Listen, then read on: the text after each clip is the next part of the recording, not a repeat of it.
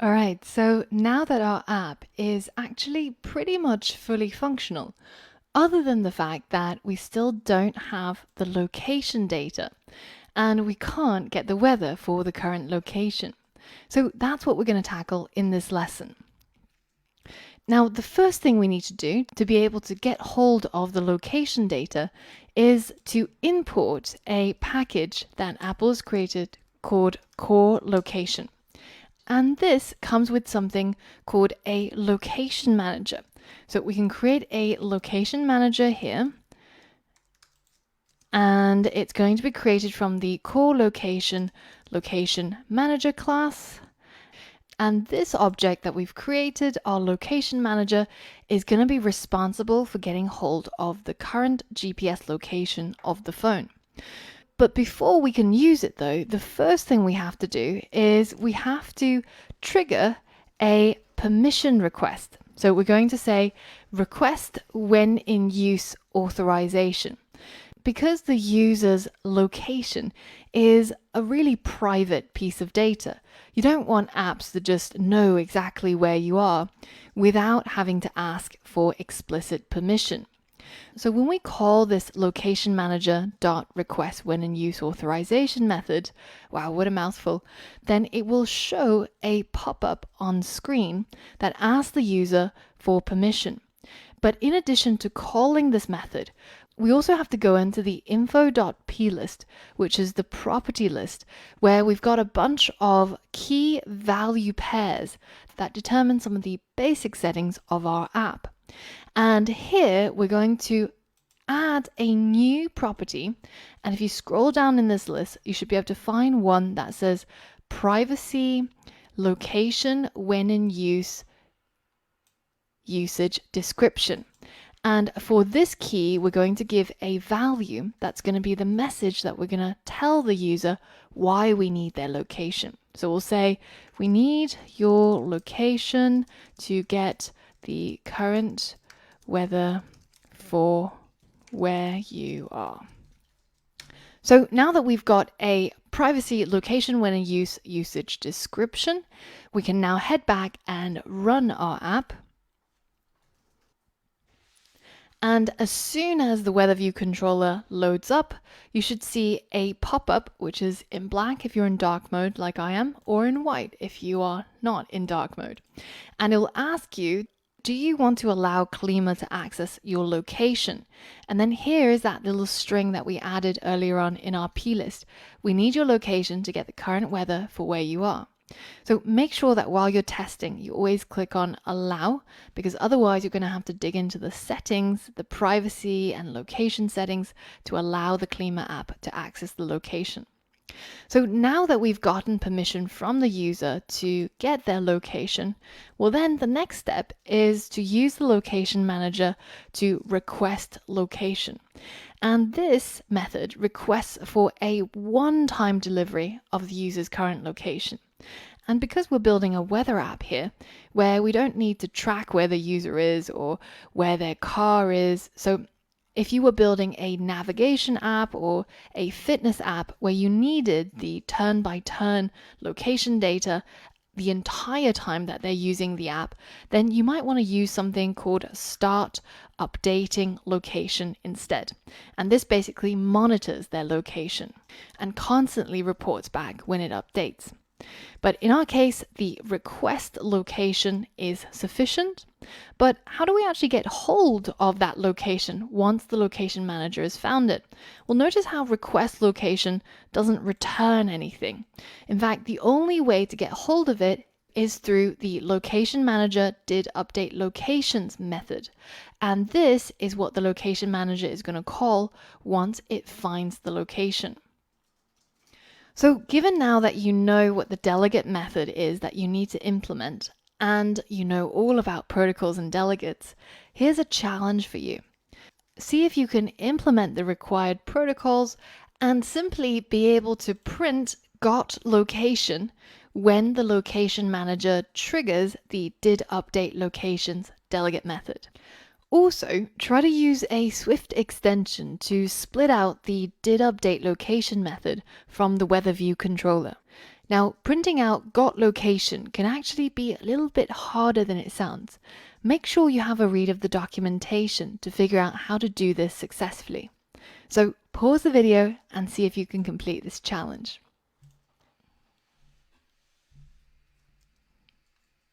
All right, so firstly, we know that this method, once it gets hold of the location, is going to trigger this delegate method.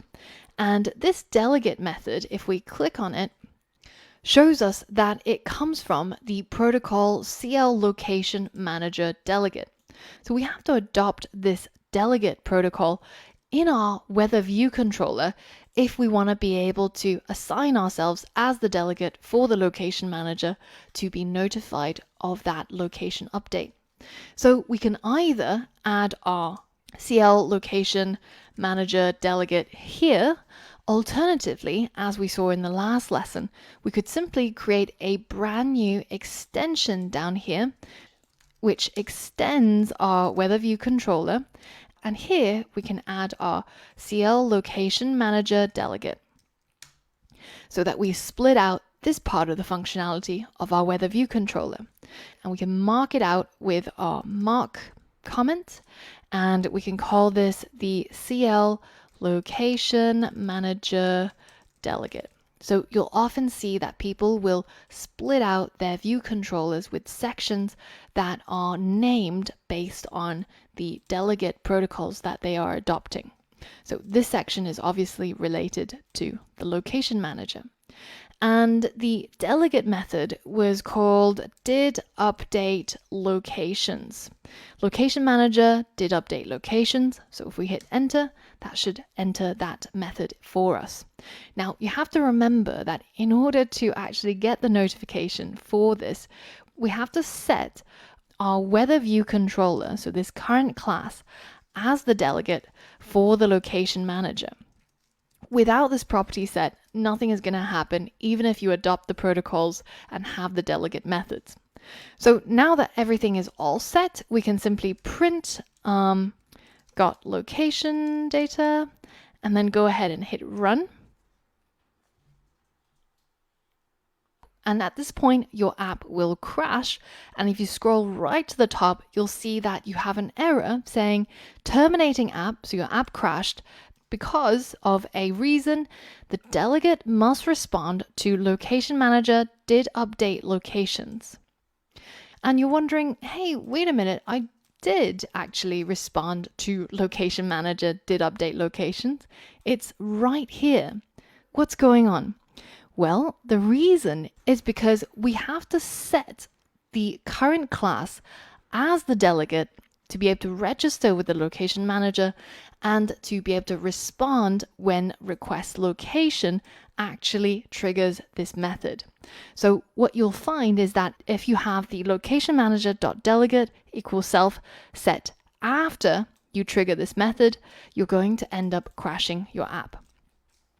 Now, in addition, if you take a look at the quick docs for request location, it says right at the bottom, when using this method, the associated delegate must implement the did update location and did fail with error methods. Failure to do so is a programmer error. So in addition to having this location manager did update locations delegate method implemented, we also must make sure that we have our location manager did fail with error method implemented. And in this method, all I'm going to do is just print the error if there were any. And that's the solution to the challenge. The trick of this challenge was to make sure that you set the weather view controller as the delegate before requesting the location, and also to make sure you've implemented the required did fail with error delegate method. So now if we run our app, then you should see got location printed in the console, because the location manager has found the location and they are triggering this method. But where's the permission request? Where's the pop-up?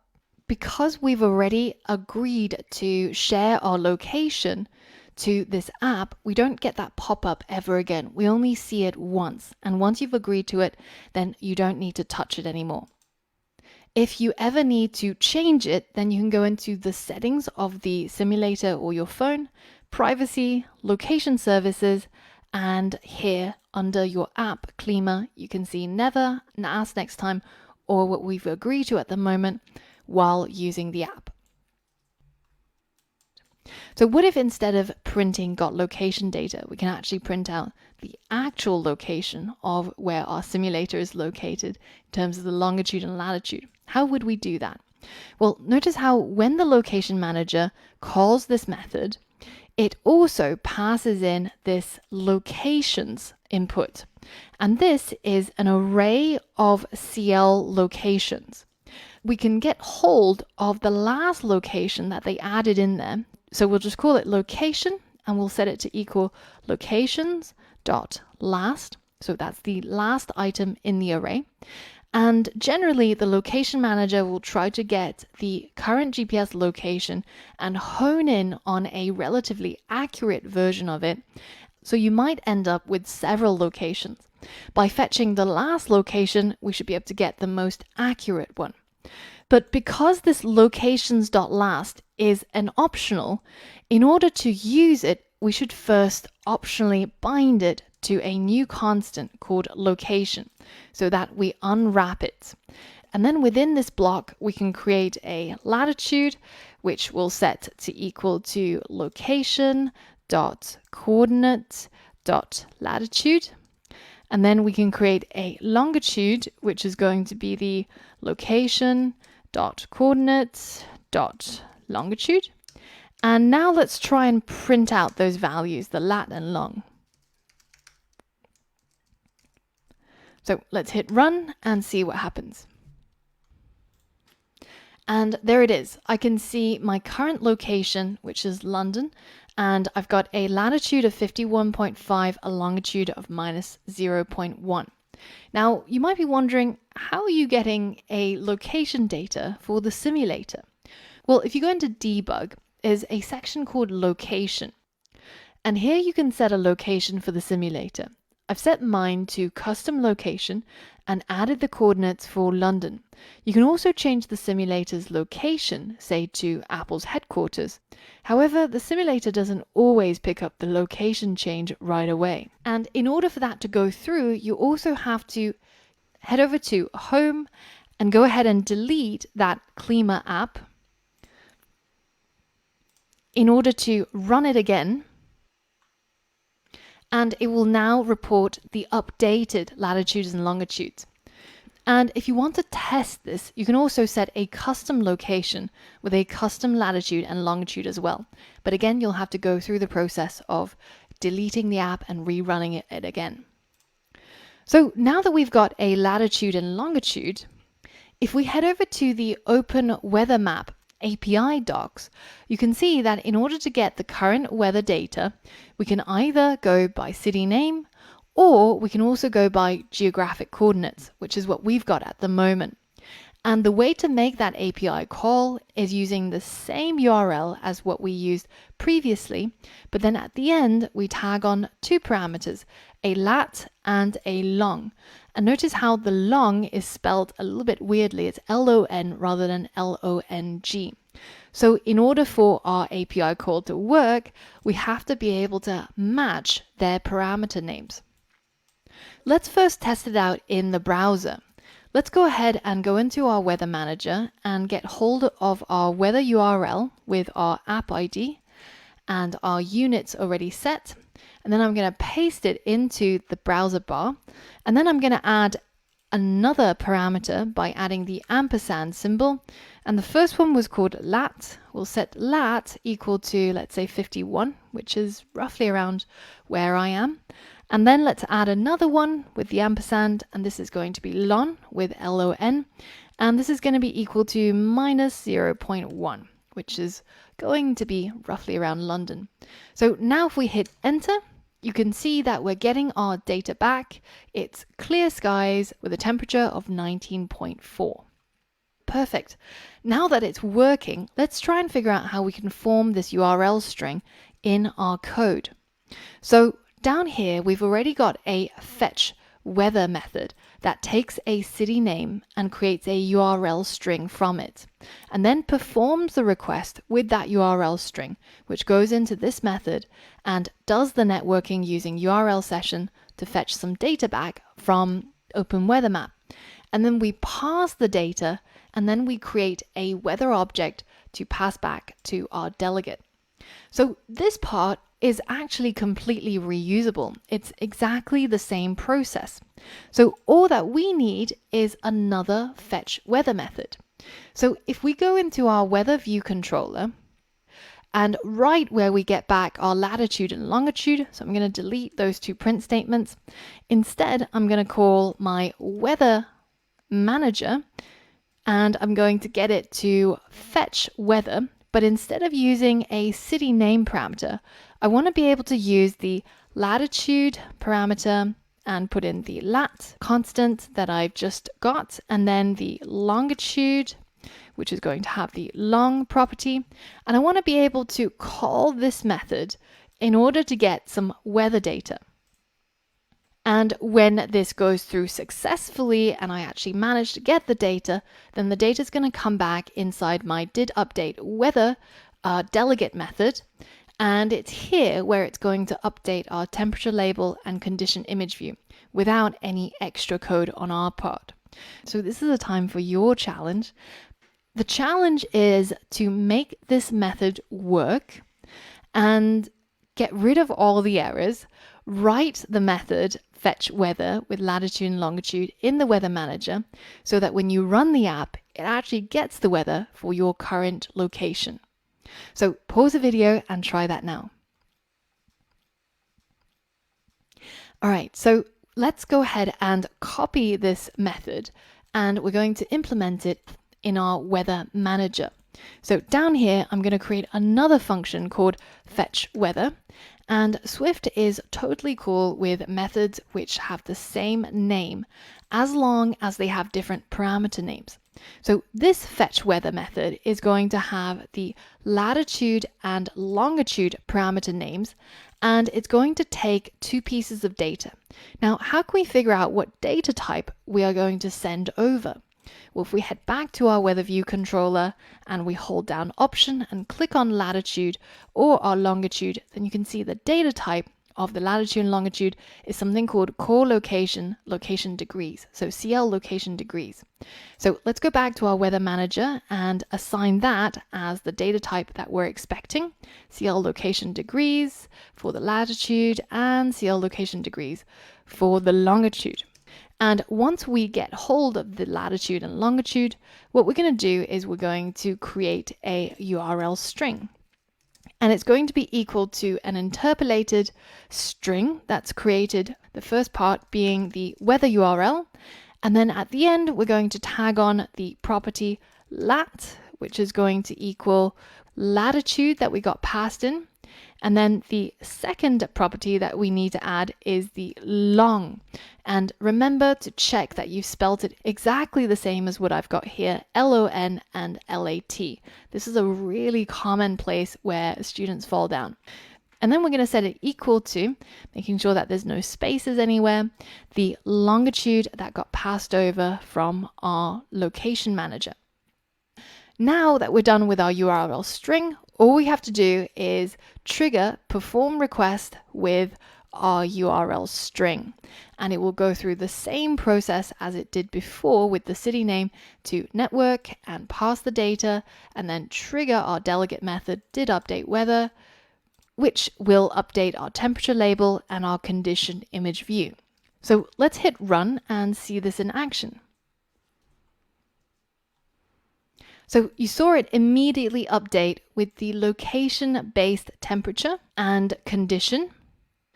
And now if I go ahead and type a city, say Paris, you can see that in Paris it's thunderstorms. That also works, but how do we get back to our location-based weather? And how can we update our city label to be able to tell us which city we're currently in when we're getting our location data? And I want to pose this as a challenge to you. Can you write the last part of the app on your own? Link up the button in the top left so that when it gets pressed, we get the weather for the current location displayed. Also, the label should update to show the name of the current location. On the other hand, when we type in a city name, we get the weather for that location, and the label will display the name we get back from Open Weather Map. Linking up the button will be the tricky part, so check the documentation and Stack Overflow to figure this out.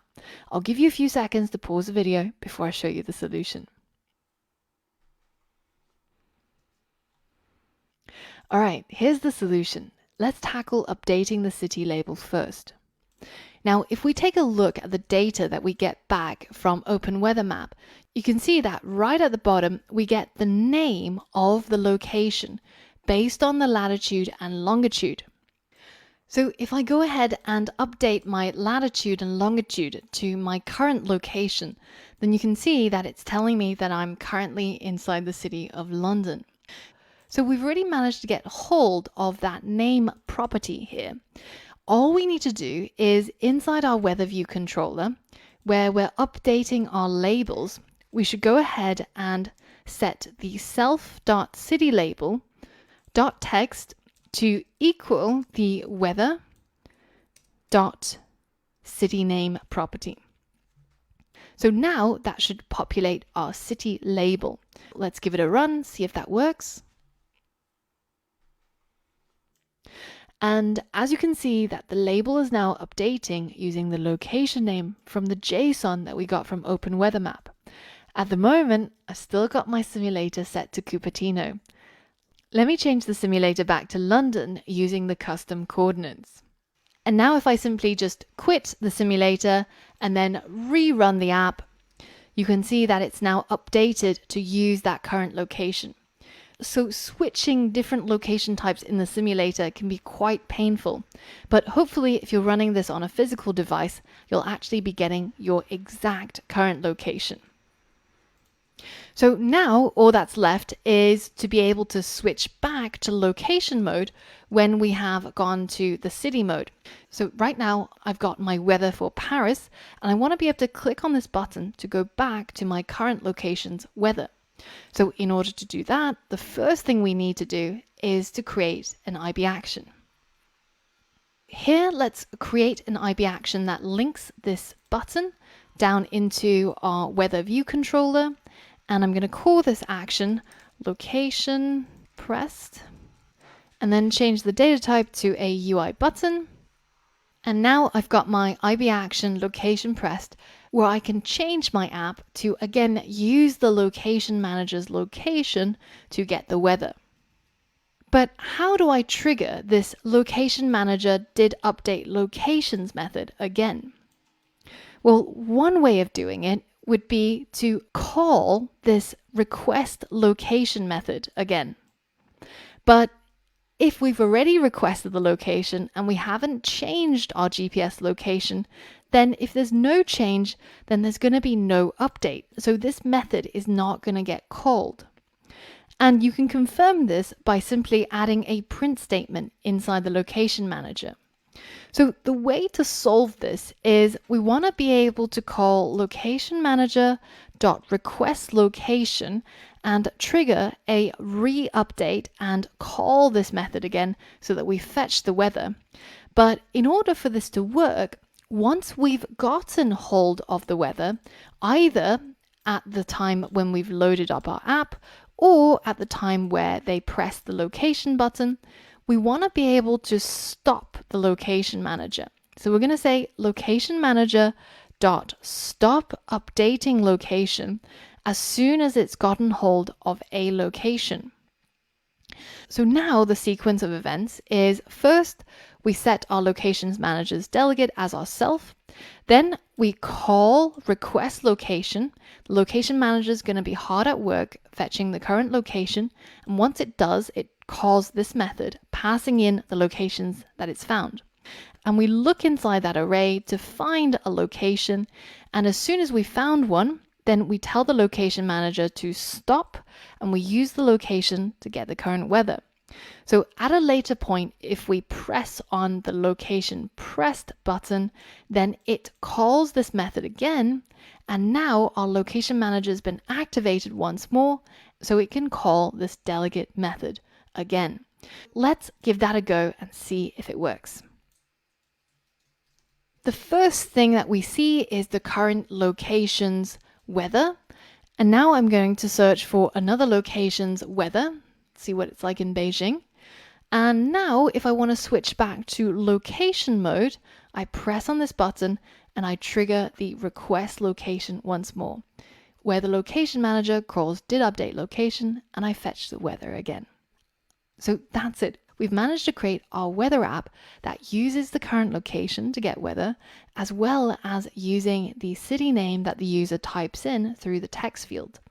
And in the process, we've learned about text fields, protocols and delegates, extensions, networking with URL session, as well as parsing JSON data. So it's been a pretty jam-packed module, if you ask me. And it might be that you might have to review certain parts of this module over the coming days to be able to really digest it and make it your own. But once you've done that, head over to the next lesson and there'll be a challenge as usual for you. And I'll see you on the next module.